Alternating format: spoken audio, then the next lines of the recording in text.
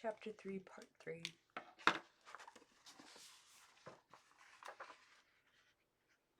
Sir Bernhardt's prodigious memory was receiving its early training. She could memorize a part merely by reading it through 4 times with complete concentration, planning her interpretation as she went along. Here, I do this, and here I speak in such and such a manner. And after a 5th reading, she knew every word. Even in her later years and old age, she kept letter perfect in mind at least 25 roles for her of her vast repertory, and could start reciting a speech from any one of them without needing once to refer back to the script. What man or men contributed to the young woman's love life during her Odeon days is neither here nor there. As one writer put it, her private life does not matter, for it had no true reality. The biographical reports read like so much guesswork. Some claim that Felix Ducanel took more than a managerial interest in her, and he may well have. He was exceptionally attractive, and he had, what would especially be appealed to the actress, a brilliantly stimulating sense of theater. Whether Decanel was her lover or not, he remained her close friend and adviser. Madame Pierre Burton asserts, and with a certain surprising pride, that her husband, then a handsome young lead at the Odeon, was the only person at that time to receive what is euphemistically called her favors.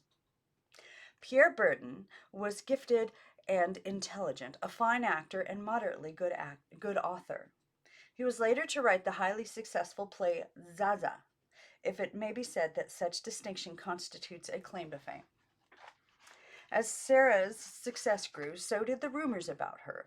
One which went the rounds linked her name with that of the emperor's cousin, Prince Napoleon, son of King Jerome, and known to his friends by the skittish name of Plan Plan. Although a direct heir to the Bonaparte succession, he was a liberal member of the National Assembly. He was also a popular clubman and an enthusiastic patron of the demi-monde, one of the beneficiaries of his patronage being Cora Pearl, who has gone down in history as the lady who, at a stag dinner in the Grand Seas, was born in born in B-O-R-N-E, born in on a mammoth serving platter, stark naked and blowing kisses. On his less giddy side, Plan Plan was, like his sister Princess Matilda, keenly appreciative of music and the arts. He got into the custom of crossing the river to the Odeon evenings when Sarah was playing, and he attracted with him a fashionable clientele from the right bank, curious to see the new young actress in whom Prince Napoleon was interested. Whatever constituted Plan Plan's interest, he was a frequent caller in Mademoiselle Bernhardt's dressing room. The story went the rounds after an incident during one of his visits when a certain Paul Deschaze, an outspoken anti-imperialist who had been calling previously, burst in without knocking to retrieve his gloves, which he had left behind. He recognized Prince Napoleon and without any apologies remarked boorishly, "You are sitting on my gloves, monsieur." Or monsieur? Monsieur. The prince, outraged at his impudence, pulled the gloves out from under his somewhat ample posterior and contemptuously flung them on the floor, saying, "I thought the chair was clean." Sarah picked up the gloves and handing them to Deschaze said to Plan Plan, with a delivery as though quoting a noble line from a noble drama, "Courtesy was always the privilege of the kings. Apparently it is not taught to princes." And Plan Plan departed in an imperial huff, but after a week or two he renewed his visits. He had been brought first by George Sand, in 2 of whose plays, Francois Le Champy and Louis Marquis de Villemur, Bernhardt had successfully appeared, and whom she had grown to know and venerate. The writer, in turn, became warmly attached to the young actress. Madame Sand was in her 60s by then, a quiet, gray-haired woman. She'd sit in Sarah's dressing room night after night, smoking incessantly, and Sarah thought her wonderful. In fact, she had a sort of schoolgirl crush on this eccentric authoress who had led such a brilliant life of trousered independence, defying all the conventions, clearing a dauntless way for free love, which, as she wrote, strikes its blind brow against all the obstacles of civilization. A phrase which impressed Sarah as being exceptionally beautiful. Alfred de Musset had been dead for 10 years, but the aura of her long and passionate affair with the love obsessed Nightingale still hovered about her in Sarah's eyes. The two took lengthy strolls together in the nearby Luxembourg gardens, the older woman listening while the younger one poured out her fervid ambitions. "Oh, Madame Sand," she once cried, "I would sooner die than not be the greatest actress in the world." Along with her growing professional success, Sarah Bernhardt's social life was beginning its own remarkable career. More and more distinguished visits were uh, vi- more and more distinguished visitors were arriving in her dressing room. Among the authors she received was Gustave Flaubert, and among the politicians who came was a young firebrand then gaining controversial importance as leader of the opposition party. His name was Leon Gambetta. There were journalists, too, such as Arthur Mayer, editor of the royalist paper of the Gaulois, as well as few members of the fashionable beau monde, such as Charles Haas, close friend of the Prince of Wales and the only Jew, with the exception of the Rothschilds, welcome in the exclusive clubs. Haas was also to be Proust's model for Swann, Swann. Swann. The Odeon kept open all year round. In the summer of 1868, Sarah rented a cottage with a garden out in Auteuil. Outwheel. She made the trips to and from the theater, driving herself in a small carriage known as a little duke, which Colette once described as a cross between a fairy chariot and a child's pushcart. It was a gift from Tante Rosine, as were the spirited ponies which drew it. The latter, it must be said, had recently frightened the daylights out of Tante Rosine by bolting during a drive in the boys. Bois, boys. Now that Sarah was becoming famous, her family had begun to take an interest in her. Her daughter's success had thawed the maternal heart of Yule and Yule would pay her an occasional call, inquire disinterestedly after the health of little Maurice, and leave a few 100-franc notes on the table for the education of Regina, who was still living with her sister. Yule by now had brought her own mother down from Holland to stay with her, but found her not only a crashing bore, but dowdy and embarrassingly bourgeois.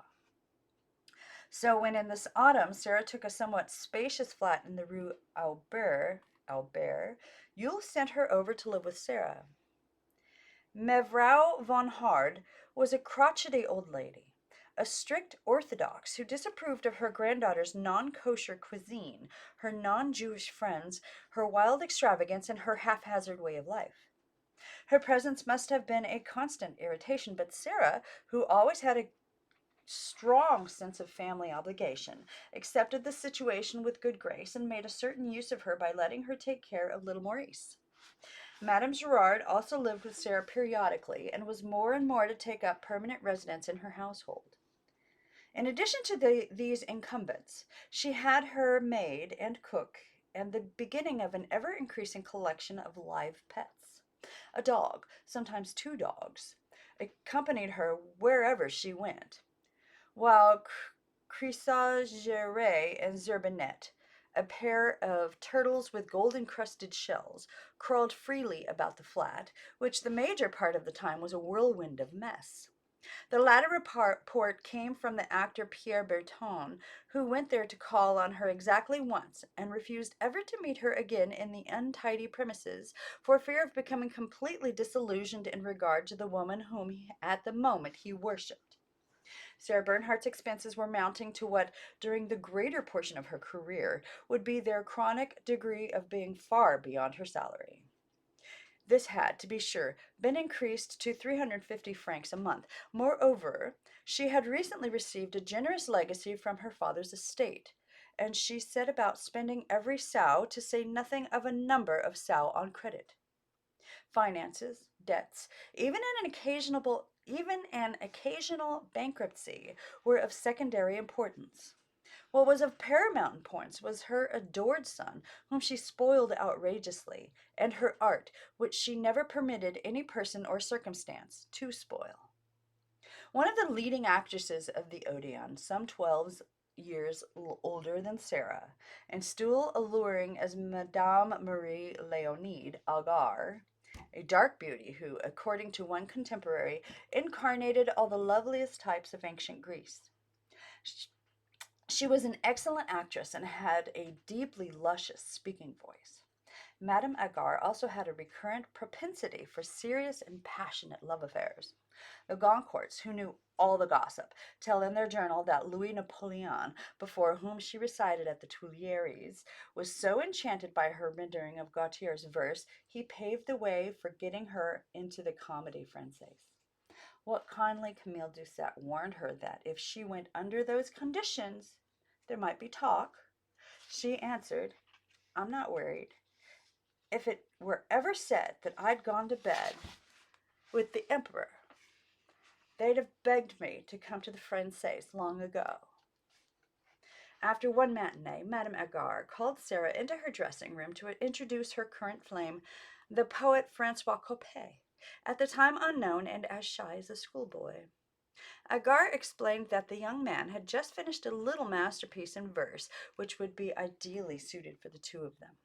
Blushing with embarrassment, Coppée handed over a slim manuscript which Sarah started reading in her carriage on the way home.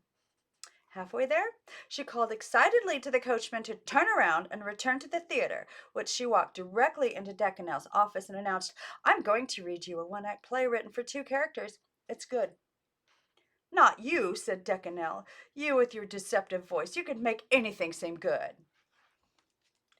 Then you read it to yourself, right now, while I wait. And she sat down. The piece was Les Passants, Coppée's little love duet taking place on a terrace in Renaissance Italy. All moonlight and nightingales, and a plot as charmingly improbable as a ballad. Francisque Sarcey said, it's no more than a dream, but a charming dream. Idyllic shadows which glide in the poetic regions of blue. It concerns a Florentine lady named Sylvia and a strolling boy troubadour named Zenetto, the lady bewailing her fate and having a heart of stone, the boy in search of a beauty named Sylvia whose loveliness conquers whoever beholds her. Sylvia conceals her identity, but has the satisfaction of feeling her heart melt.